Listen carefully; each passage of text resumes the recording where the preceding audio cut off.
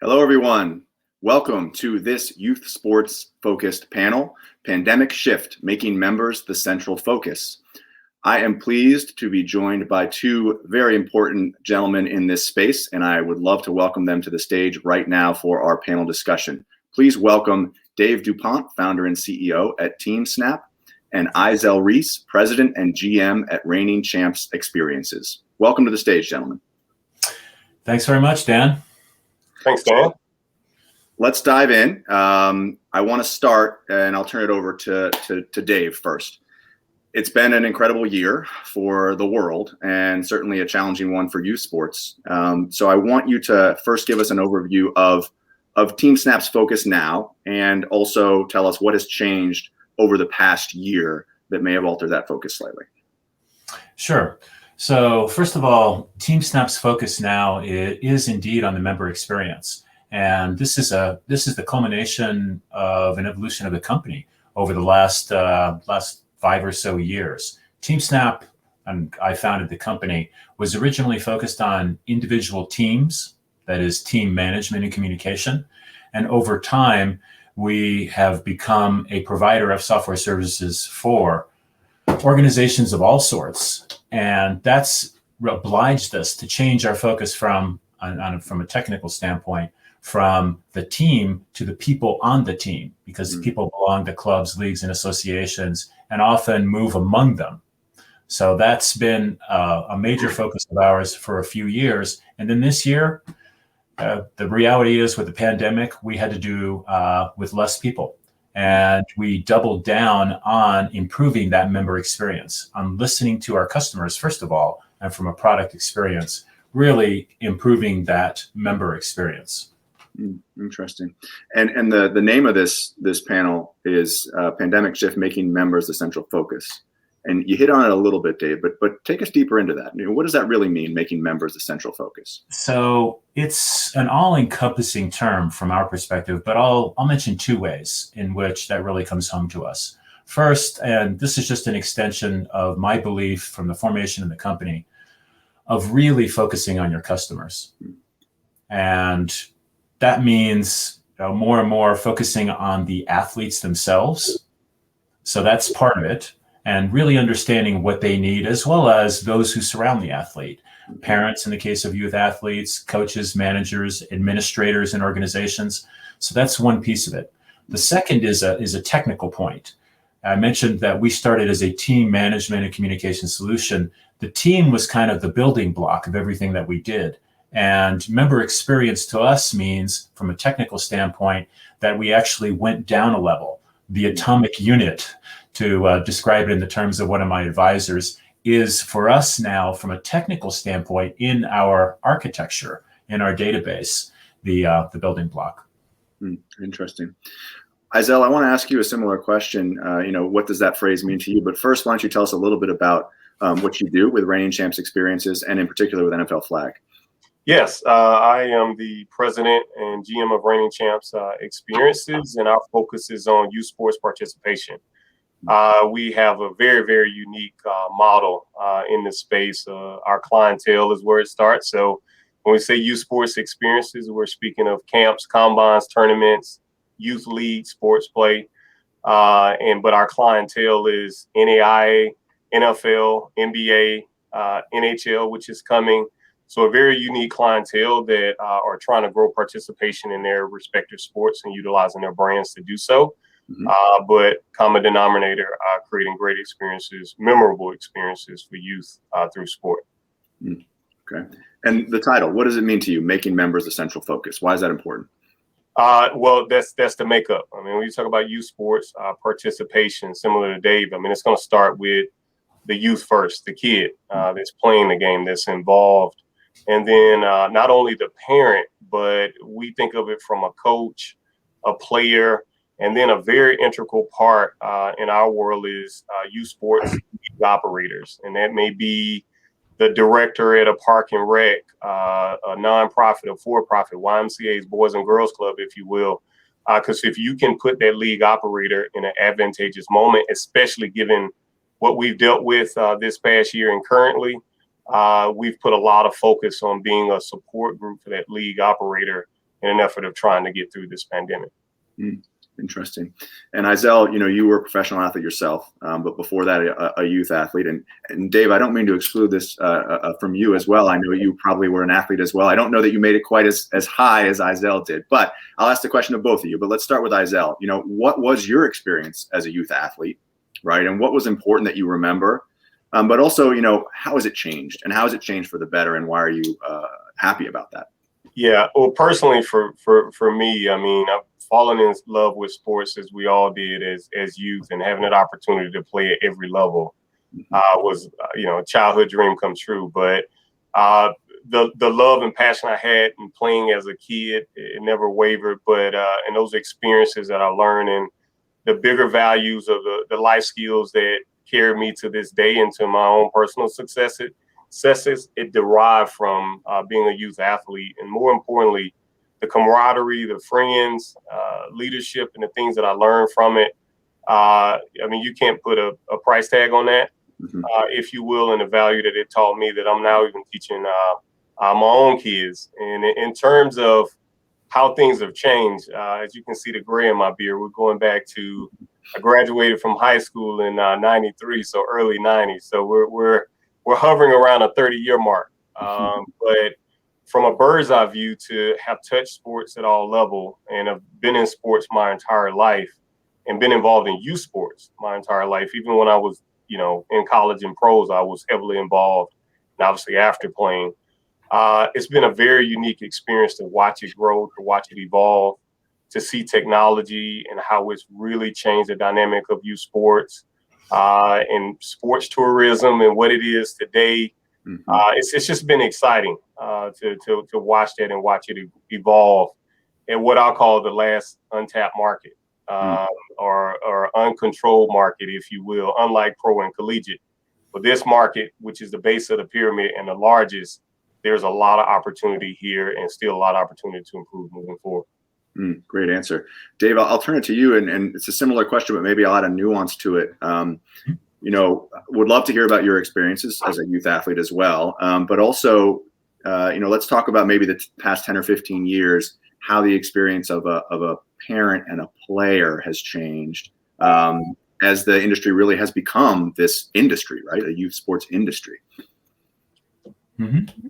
Okay, so let me first talk about my sports experience, which is nowhere near as exciting and interesting as Izell's, but nonetheless was transformative for me. So it started, I was, an active kid running around doing things, but I wasn't involved in organized sports until I accidentally went out for the football team in high school. So I thought at the end of junior high that I was responding to a survey about the sports that we would play, or that I wanted us to play in PE in high school. And I, in the middle of the summer, got this call from the football coach saying, "Hey, I see you want to play football. When do you want to meet?" And I was just like, "Oh, okay." I will admit that I had to, after this conversation with the coach, he gave me a mimeograph sheet that shows my age of the things I needed to buy to get ready for practice. And I had to ask my dad what an athletic supporter was. I thought it was so it gives you a feel of my level of sophistication. But I somehow survived those 2 days. This is at Sunnyvale High School in California. It was a good team, tough coach, but I grew tremendously in that experience. And then later in that season and through my high school career in wrestling, throwing the discus, I was the guy that if we played a school that didn't have enough people to do to completely fill the roster for the mile and the 2 mile, I'd do that too. So all those experiences, I'd echo a lot of what Izell talked about. My confidence gained tremendously. I was forced to push my body and myself far more than I ever thought I could. I can't tell you how many times at the end of those 2 days that first season I was ready to quit in the middle of doing the sprints or whatever, or Supermans we called them, just flying through the air and landing on my stomach. So I think I'm a stronger, healthier, more confident person. And I also learned through, especially team sports, the value of striving toward a common goal, achieving something together. We had an incident in my junior year I went to another high school that was so small that pretty much everybody had to play to have a team in football. And we had a losing streak of years and years. So the coach was just disgusted with us. And after we lost our 5th game of the season, said, "I'm done with you guys." So the team banded together. And I remember Daryl Lazenby saying before our 6th game, "Guys, I said we were going to win today. Don't make me a liar." We won the next 5 games, 6 games. We won the league. Our coach, ironically, became coach of the year of our league. But we were running our own practices, doing our own thing. And it was just a tremendous experience. I could talk forever about that kind of thing. I love it. Now, how has the experience in sports changed over the last few years? I'll just talk about the founding of TeamSnap and what I've seen. So I founded TeamSnap 12 years ago. I was a coach for my son's lacrosse team, and I had been in tech for a while, for a couple decades. And I just saw an opportunity to make the experience much easier for those involved, to take the drudgery out of making sure everybody showed up at the right place at the right time with the right stuff. That's the vision I had. And over the last 12, 15 years, we have, to a significant extent, achieved that goal as an industry. And think about what was going on 15 years ago. I, as a parent, was typically not really sure when the practice or game was. I would call up somebody to be sure. I'd ask my kids if there was a last minute change. Often people didn't show up or weren't aware of what was going on. It was just much more cumbersome, especially for those that were trying to run the activities. And it's just gotten easier and easier over time, which means people can focus more on the sport itself. Interesting. Great. I appreciate you sharing that, Dave. Let's talk in a little more detail, though, about some of the things that TeamSnap has done from a tech perspective over the past few years. I can think off the top of my head of a few, including a relationship with Home Court, which is a really fantastic technology. Talk about the importance of that tech for what you want to accomplish. Home Court can be an example, or any of the relationships you have. Yeah, Home Court's a good example. Let me start with, I mentioned I was in tech for a couple years. Not a couple years, a couple decades.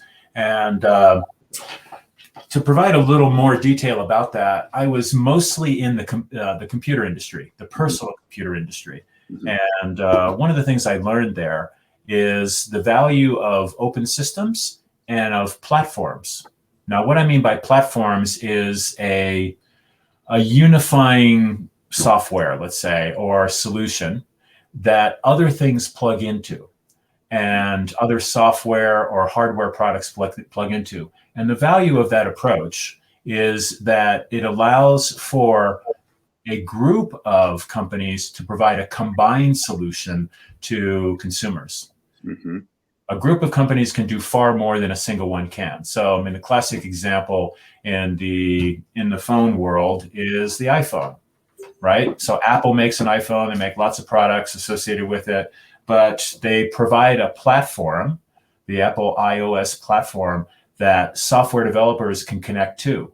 That makes the iPhone much more useful. That's what allows you to have things like your note-taking app, or all the tens of thousands of applications that are available there. So we took the same approach with our platform. We're not a basketball shooting app. We don't provide one ourselves. But if you have a basketball shooting app, you benefit from having, say, a roster of the team members, so that all the people in the team can compare how they're shooting against each other. That's just a small example of this platform idea. And we have many partnerships that are analogous to that. It allows consumers from a solution that is very broad and powerful. Interesting. Next question I'm going to open up to both of you. And the question is one that I'll phrase this way. How do the members within a youth sports organization, how do members evaluate, or how do you hope that they evaluate the experience with an organization, or the health of the organization? And how do your companies help to ensure that ability is there for them to evaluate it and say, this is good, this is working? Yeah. I'm going to let Izel go first, since I've been doing a lot of talking here. Go ahead, Izel. Well, as a dad, the first thing I'm going to always do, tech or not, is, son, did you have a great time? Did you enjoy it? So, I mean, a parent's telltale and creating that great experience for that youth, and whether it's on the field or going through the process, is always going to be important. And then, again, put my parent hat on too. Is the user experience? Did I know where to go? Was I educated? Dave was alluding to that. That is critically important. We actually use TeamSnap moving forward for as an official tournament app. And that is very important. We just did a tournament with 170 teams with like 50 fields. And so if you show up at that event and you're spending half the time not knowing where to go, that's going to impact your experience. And so just informing parents, educating them in technology, and TeamSnap organizations like that give you that opportunity to be able to do so that somebody like myself, can execute on the field, and that parent gets to watch and cheer their kids, and it's just a great experience. And that's what families want. I mean, pick your sport, pick your industry. If your child is involved in something, you want that type of experience for them, especially if you're investing time, energy, money, and resources in that time with your child. Yeah, well said. Dave, what would you add? Yeah, I'd first of all say that we take members from a very broad perspective. Most of our conversation today has been around the athletes themselves, and they are certainly members on our platforms. In our platform, in many cases, they're under the age of 13, so technically they shouldn't be using software. So they're, in a way, at a very young age, experiencing TeamSnap in a secondary fashion. It's their parents that are the primary users at that stage. And parents represent the second set of users we have. And arguably, the parents are the ones that, especially in the early years, we serve the most, because they were the ones that were carting their kids to games and all that, and needed that scheduling and communication platform. Now, as we have expanded our capabilities, the touch we have with different classes of members has changed. We are increasingly being used as a social media platform by athletes, by youth athletes, for instance. We're still a major help to parents and increasingly administrators and organizations. They're members of our platform too. How do we measure success? By whether members at all levels, frankly, are just delighted. One of the things that happens to me when I wear my TeamSnap vest or T-shirt when I'm traveling somewhere is people will invariably stop me. This just happened yesterday on a Zoom call. And they'll say, wow, are you with TeamSnap? And I'll say, yeah. And they say, we love your platform. Life is really a lot easier without you, or you've changed my life, in the case of like a coach that's been working in the industry or market for a while. So those things are what tell us in real time whether we're on track or not. Interesting. Let's talk about accessibility a little bit. And I think I'll start with Izell, but I definitely want to flip it to Dave after that. Izell, we were chatting beforehand about an effort that you have to approach kids with the idea of playing street hockey, right? And street hockey, everyone has a street that they live on. It's a lot more accessible than having an ice rink around, right? Not everyone have that ice rink around. How important is accessibility for what you're doing, Izell? And then also the second part of that question is, over the past year, during the pandemic, I suspect that the challenges as far as trying to get kids to have the ability to go out and play a sport were just exacerbated. And talk about that a little bit. Yes, I think accessibility is critical. It was before the pandemic, even more so now, because everything has been amplified. So if it was an issue, which it was for underserved kids and communities, call it the haves versus have-nots, which is a real thing. It just got worse with the pandemic. So I would say just affordability is a big hot topic, and I think the more technology, the more different groups position themselves in this space, you would hope that it also leads to reinvesting back in to sport itself for all youth to have that opportunity to be able to play and participate. So I know that's something that we're big on, and I don't want to speak for TeamSnap, but I know they're big on it too. Just making sure that kids are having that opportunity as this industry continues to grow for all kids to be able to participate in a great experience. And For us, we spent a lot of time there. And the other one I say within accessibility, we've spent an absorbent amount of time also on female participation. Females in sport fall out at an extremely high rate by the time they're 13, 14 years old. And so that is a message that we're constantly trying to get out there through our social channels, through media, when we open up certain doors.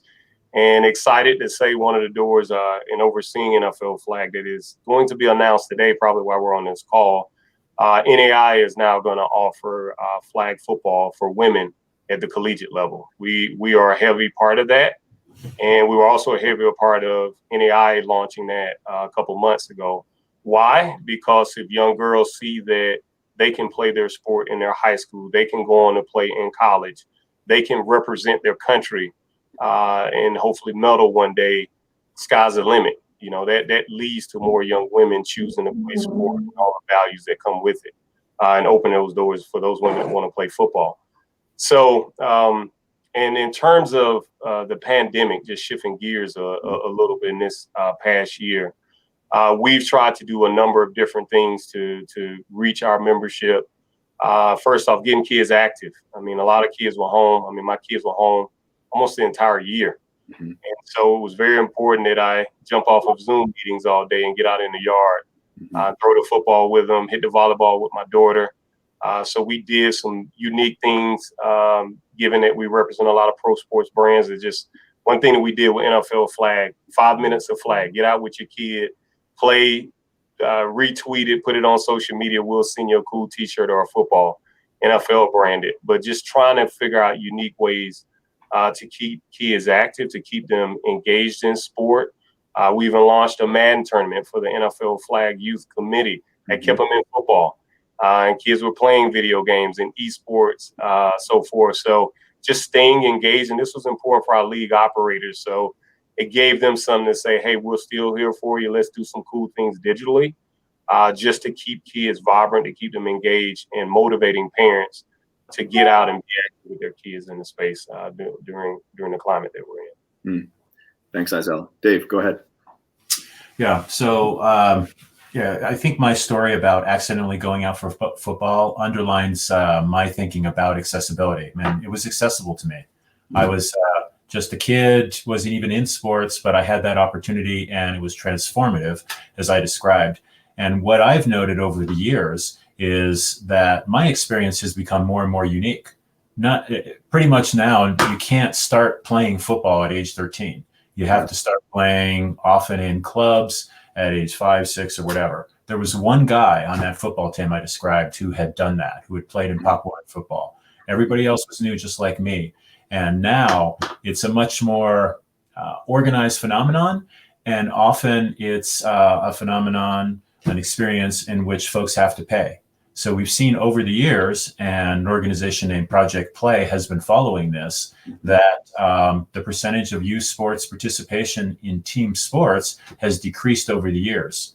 And as Isel was pointing out, with girls, the same is true to a certain extent with boys. Participation is actually starting to fall off at age 11 and really accelerating at age 13. That's a problem. That's just a loss for the individuals involved, and it's also a loss for the communities and for the societies. I think that we were a better place when people were engaged in team sports for the reasons I mentioned earlier. And I also agree with Isel that it's gotten worse. The pandemic has accelerated already existing trends. We're seeing a greater divide between the haves and the have-nots across the board in this pandemic. And my concern is if we don't do something, it'll just continue. So what are we doing?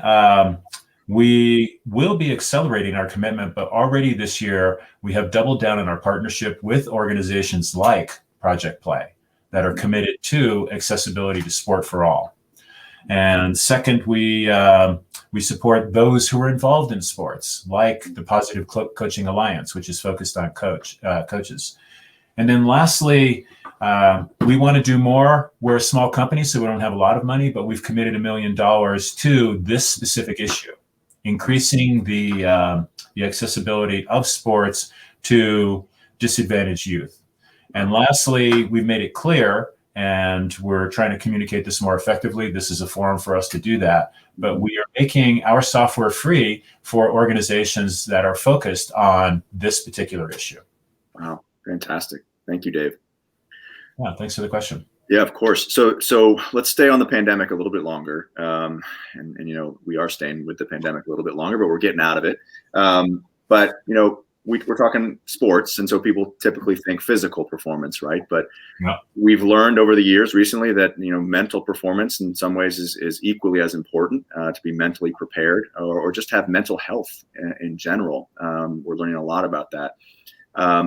You know, how do you two each approach that? And it's a kind of an open-ended question to a certain degree, you know, Isel, from your perspective, even if you want to talk about some of your playing days, right? And whether mental health was important or talked about, and whether it should be talked about more. But also the question of, how does it affect performance on the field? You know, is there a correlation between, you know, mental health and physical health? And particularly in youth sports right now, where it's hard for kids, right? Kids can't see their friends all the time. They're on Zoom calls all the time. It's mentally challenging for everyone. Yeah, I from a sports perspective, I equate sports being an antidote for mental health and mental health development. Mm-hmm. If you will. I know for me personally, it was in one of the categories that stands out to me personally as a youth and growing up, and especially even when I got in college, and I still consider that part of youth. Coming out of high school, I didn't get a scholarship opportunity. I love sport, wanted to continue to play, and I walked on at the University of Alabama, Birmingham, and ended up getting drafted to the NFL. But that adversity, and for me mentally, and the things that I'm doing now, and I can't lose. You know, it and that came from sport. That said, if I get an opportunity, I can achieve anything that I want to, and that is a mental mindset that I learned through sport. And so I say all that to say, for all these kids that are going through, we're all personally going through adversity like no other. And for kids to now get back out there, even kids that never played sports, they'll learn things to do and things that will instill them when the next pandemic comes. Mm-hmm. And I truly believe that. I mean, it's just the things that you learn with sport from an individual perspective, from a team perspective, going in a locker room at halftime and being down with your team and coming back out with new energy. You know, you can say it, but when they physically witness that, and it's no other way to do that other than through sport, in my opinion. Mm-hmm. It speaks things that that we as parents are constantly trying to do and figure out different ways to say it. Well, I tried as dad, mom, you go try it and say it a different way, see if that works. But when kids go through real world experiences, that's how we grow. And sports it just gives you that. It gives you those opportunities. I mean, sports and analogy in the business world is used more than anything else, and that's why. And so that's why it's so important from a mental perspective, I feel, for kids that had that opportunity. I love that. Well said. Dave, anything to add? Yeah, plus one on everything that's been said. I'm a strong believer that athletic health leads to mental health. So that's people are healthier if they're engaged in athletics, especially team athletics. I happen to live in Boulder, and you know, you guys are probably familiar with the events of the last days. I can't help but wonder, the person who perpetrated that heinous event, that guy was, isolated, and he's older, but he was isolated. From the picture of him, it looks like he wasn't involved in sport at all. And sport actually connects people. It gives you a goal. It gives you confidence. And I just wonder, if we had a more inclusive society and more people involved in sport, we couldn't help but be a healthier place overall. So that's my feeling about it. I certainly didn't achieve the level of athletic performance of Ozell, but nonetheless, it was a big deal for me. It really changed me. And I want everybody to have that kind of experience. Well, that's a great place for us to kind of wrap up here. I think we're at the 30-minute mark. But I want to mention a couple of things. First of all, thank you both very much. This was fantastic. Both Dave and Izell will join me in the Q&A lounge, the pro member Q&A lounge, right after this. So if you have questions for these gentlemen, make sure you meet us over there if you're a pro member. But what's next? So what's next is our workshops, right? So we have a slew of workshops coming up. You can see the workshops that are here right now. Actually, let's bring both guys back up on stage, Luca. Dave, I want Dave to say one more thing. Thank you. The TeamSnap workshop in particular, Dave it has a great one lined up for us. TeamSnap's product philosophy, deliver exceptional member experiences. And I want to give Dave just a real quick chance to say something about that. Yeah, regarding the workshop itself, I want to just mention that we have our Chief Product Officer, our Chief Success Officer in that workshop talking about our products. And we're excited to announce that we will be announcing within the next few weeks some important new product additions that reflect that focus on member experience that we talked about a little bit earlier today. We also have a virtual booth that folks can check out as well to stop by and learn more about our products. And we're delighted to just have this experience to talk about what we're doing and to talk about our role and what we see as a very important mission. Thanks for having us on, Dan. Thank you, Dave. Thanks for your support. Izell and Dave, I'll see you in the Q&A lounge, and we hope to see everyone else throughout the remainder of the conference, including at our workshops. Thanks. Thanks.